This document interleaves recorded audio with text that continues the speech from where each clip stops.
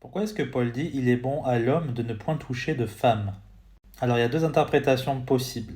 La première, elle est littérale ou fondamentaliste. Ce n'est pas du tout bon pour un jeune garçon de toucher une fille quand ils sont en couple. Il faudrait attendre qu'ils soient mariés pour cela. Et il ne faut pas juger cette interprétation parce qu'il y a énormément de cultures dans le monde qui pratiquent ça.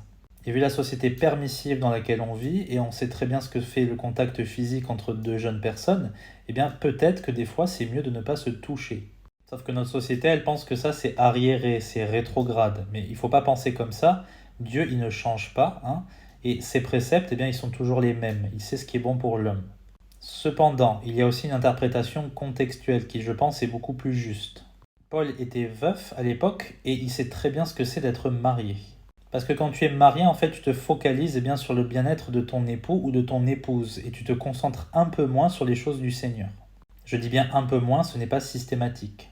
Paul, en fait, il veut qu'un jeune couple se focalise plutôt sur le Seigneur. Et en effet, tomber amoureux, vouloir avoir un contact physique, etc., ça nous écarte un petit peu de la foi en Jésus-Christ.